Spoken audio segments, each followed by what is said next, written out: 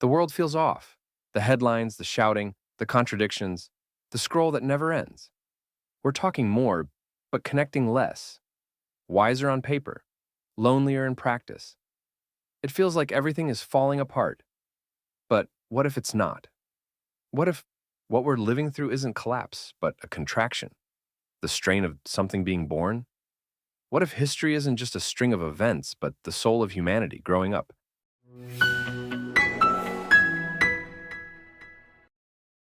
Humanity matures in stages. Every person develops in phases: childhood, adolescence, early adulthood, and, with effort, maturity. So does humanity. Growth begins slowly. The early stages take time, laying the foundation. But as we near maturity, things move faster and demand more from us. Each stage brings wisdom and wounds, brilliance and breakdowns, and just like personal growth, each phase prepares us for what's next. This isn't freefall, it's formation. Let's trace the arc. For most of history, the world lived in an inherited structure. Empires ruled, kings commanded, priests interpreted truth. Identity was handed down, not discovered. Monotheism offered a unifying vision. Law offered stability. Authority kept order. It wasn't always kind, but it gave us something we needed: belonging, continuity, a framework to live within. We learned how to build, how to believe, how to belong, but we hadn't yet learned to ask, why? And eventually that question began to surface. The quiet cracks of doubt grew louder.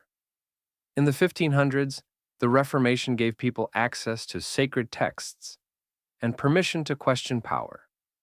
In the 1600s, the scientific revolution said, don't just trust tradition, observe for yourself.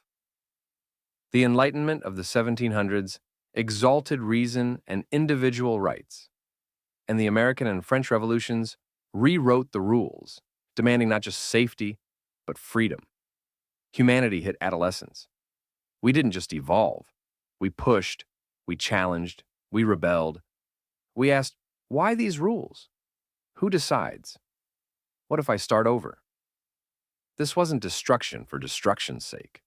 It was the start of responsibility, claimed too soon, without a guide, like a teenager handed the keys to a car. Exciting, powerful, and potentially catastrophic.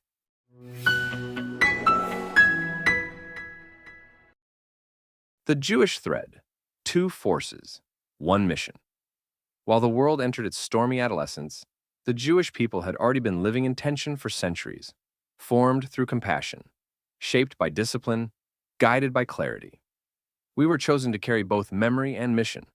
Our role was never just to survive, it was to hold a paradox, to go inward and do the work of alignment, to go outward and bring conscience into chaos, to stay rooted and still reach.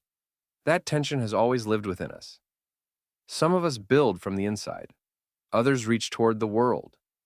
Two forces, one purpose. But when we forget the purpose, when we stop honoring each other's role, or worse, abandon the blueprint entirely, we don't just weaken ourselves. We weaken the balance the world depends on to grow. Because we were never meant to be the same. We were meant to work in sync. And when we don't, when we fight each other or walk away from the path, the world feels it. And like any bearer of conscience, we've often been met with backlash, not because we were wrong, but because we were early. Because when a world stuck in adolescence encounters a people who won't stop insisting on moral truth, it doesn't always say thank you. By the 1800s, we weren't just tearing things down. We were starting to build. Like young adults stepping into independence, we wanted to leave our mark. We had energy, we had ideas, and we had tools. The Industrial Revolution gave us speed and scale. Technology exploded, villages emptied, cities rose. We moved faster than we bonded. We gained power, but not always purpose. As young adulthood deepened, so did the desire not just to build something big, but something better. We weren't just driven by profit or progress, we were searching for meaning. That's when the ideologies emerged. What if we could change the world? Communism promised fairness, but crushed the individual. Fascism gave identity, but erased conscience. And capitalism unleashed creativity, but drifted into endless consumption. Each began with a genuine longing to fix what was broken, to give people dignity, to create a just world. But each one ignored something essential: human nature. We had matured enough to build, but not enough to ask whether what we were building was truly wise, sustainable, or good. It was like handing a recent college graduate the reins to a global company, with ambition in their heart, tools in their hands, and no guidance for what truly matters. And when these visions collided with the rising power of machines, mass media, and military technology, the results were catastrophic. Then came the crash. World War I shattered illusions. World War II shattered innocence. The Holocaust. Hiroshima. These weren't just geopolitical events, they were moral mirrors, revealing what happens when human ambition collides with unchecked power, when ideas outrun conscience. The ideologies that began with dreams had now been tested at scale, fueled by machines, amplified by media, enforced by armies. They became tools of devastation. We saw it clearly. Systems meant to save the world had become engines of its destruction. The world had reached its tipping point. Dreams met consequences. Power met limits. And something deep inside us whispered, "Never again." But memory fades when meaning isn't practiced. After the world wars, we tried to heal. We built institutions, the United Nations, human rights charters, NGOs, peacekeeping missions. It felt noble, and it was. But something was still missing. You can't fix moral trauma with spreadsheets. You can't impose your system and expect peace. Most charity fails when it treats problems instead of seeing people as partners. We expanded systems faster than we expanded wisdom. We wanted peace, but forgot that peace needs purpose and roots to last.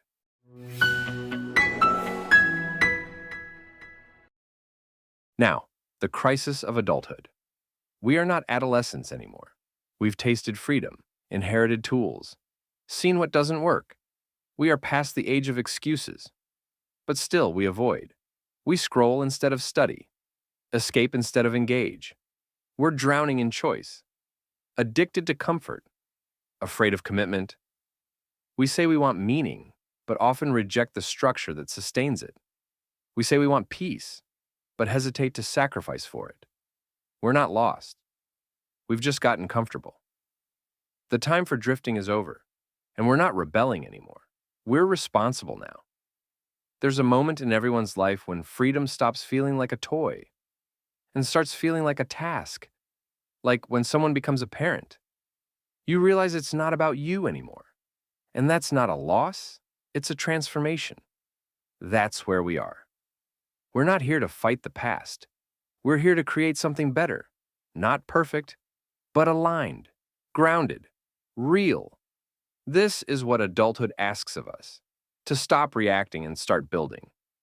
Adulthood means accountability, not just for what you feel, but for what you build. Being spiritual isn't enough. Being informed isn't enough. Being nice isn't enough. We need moral clarity, integrity, and kindness. The courage to align with what matters, even when it's hard. We don't need to reinvent morality. We need to return to it. The blueprints are there, etched in history, conscience, and tested wisdom. It's time to return. We need to learn from history instead of repeating it. We already have everything needed for redemption. AI can translate every language. We can grow food in deserts. We can connect billions in seconds. We have everything, except alignment. More tools, less meaning, more power, less purpose. We need to align our choices with truth, to refine our egos, to become the adults we came here to be, like nutrition rules for the soul or like a workout program for the conscience. We don't just need new inventions, we need new intentions.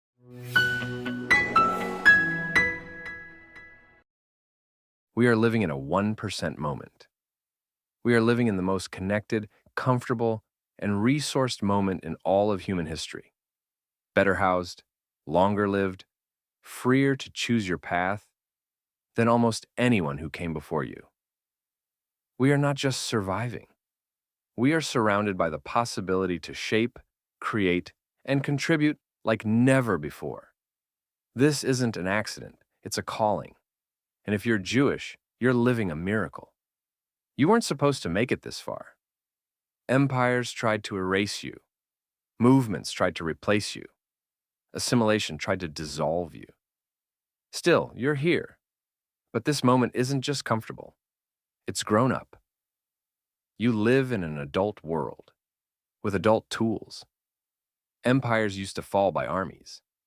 Now, they fall by group chats. Your great-grandparents lived in fear. You live in freedom, with reach, with voice, with leverage.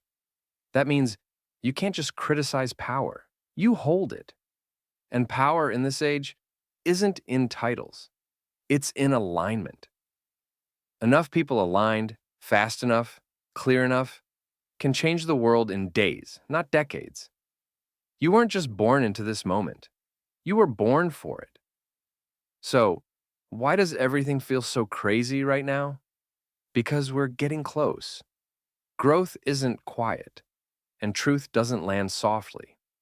The closer we get to alignment, the harder resistance fights back. Some of it comes from within, the pull of comfort, the fog of doubt, the voice that says, "Why bother?" And some of it comes from outside, people, movements, even entire ideologies that can't survive in a world with moral clarity, so they try to confuse, distract, and divide. In ancient language, this force had a name. Today, it's everywhere. Sometimes it's internal numbness. Sometimes it's ideological warfare without uniforms. Either way, it hates the light. It will twist your kindness into weakness. It will weaponize your empathy against you, and it will make you feel crazy for standing up. So, don't be fooled. This is what growth looks like when we drag distortion into the light. And if it feels like the world is losing its mind, it's not. It's resisting, because something deeper is being revealed, and it needs you clear, grounded, and fully present.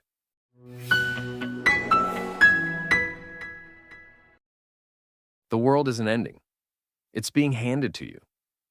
History wasn't random. Every era was a step forward. Childhood, order before understanding. Adolescence, freedom without form. Early adulthood, power without purpose. Now, a choice. This is the moment when history asks, will you grow up? Because growing up means facing what's uncomfortable, choosing truth when it's inconvenient, doing the work, taking ownership, becoming who you're here to be. It means stepping forward when the world would rather you stay asleep. The world isn't falling apart. It's finally growing up. Now, the question is, will you?